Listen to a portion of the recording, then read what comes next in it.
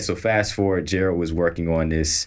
This is kind of a one-off thing. He was doing this series called The Classics, and the classics were around highlighting different genres of music, and doing at a lounge. It went down over to Lounge 3, and basically he would set up there and it would be more of an album cover exhibition. So he would get, from a DJ's collection, he would get about 50, 60 album covers and put them up on the wall, and that was like the exhibition. Wow. And behind that too, he would do some stuff online and kind of add to, just create content behind it. So he would, on his blog, maybe also interview someone from that genre who may have worked at a record label or something like that. Right. So he did stuff like hip hop, reggae, funk, rock. And I would usually do either like a compilation mix or something to help kind of promote it or go along with it. Gotcha. Some of them I would spin at. He would have other DJs here and there mix it up. And so for the last one, it was jazz. And so he wanted to do something special. And he happened to interview this guy named Logan Mills Walters, who was a graphic designer, discovered his stuff online. And Logan had this series where he recreated Wu-Tang album covers. What? And he gave him a jazz aesthetic to him. Okay. And he called the series Wu Note.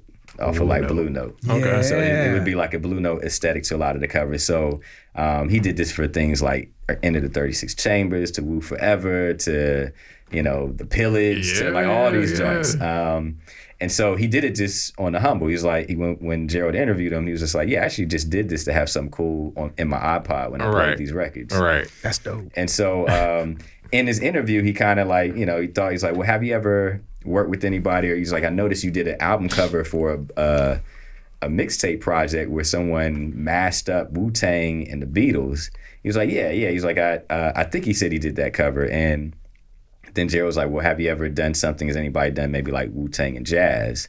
He was like, well, no. He's like, but if somebody did, I'd be down to do the cover, So light bulb goes off. He hits me up. He's like, hey, for this last one, instead of just doing a jazz compilation, what do you think about the idea of somehow incorporating jazz and Wu-Tang? And I was like, man, I have no idea what that would be, but it sounds dope. I'm down.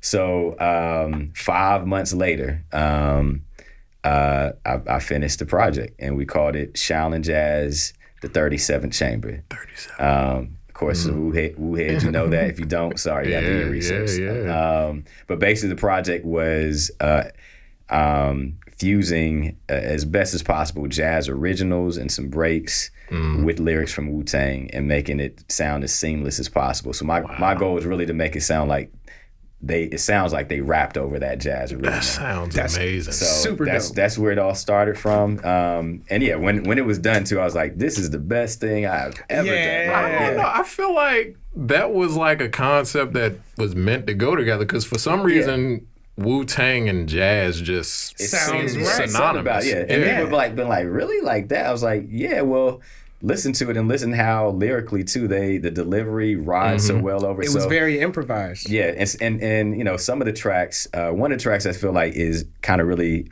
is the epitome of what the project is a blend we have called House Sly, but basically it's How High I Met the Man and Red Man over Ahmad Jamal's Poinciana. Wow. And when I think I was playing Ahmad Jamal's record, and I was in the kitchen, and then I instantly was like, let me try this acapella. Something hit me. And the first time I did it, I was just like, this is eerie how it was. Like the key where the woman sings in the hook, fly, Robin, fly, it matched the key from the original. Really? And then even with like time-wise, when Redman comes in for his second verse, like you hear the drums step up a bit just for that part. And like everything was perfect. So that song right there just kind of really showed like, it really sounds like, their cadence and flow, everything sounds just matched up perfect for this, So that's awesome, man. So that's where it all started. Again, and we just like, hey, we got this mixtape, and since we've been doing events in the past, we were like naturally like, hey, let's do maybe a listening party, and we set up doing a listening party in DC and New York. Hey guys, check out Coldplay Media on Spotify and DC Radio 96.3 HD4 on Saturday mornings at 9 a.m. for all your anime talk, video games, and everything important to the Black nerd community. And don't forget to check out our website and our YouTube channel for the special guest interviews with some of your favorite anime voice actors and anime. Get you some real talk. Get you some information to the streets. Okay, no crazy feedback. No craziness.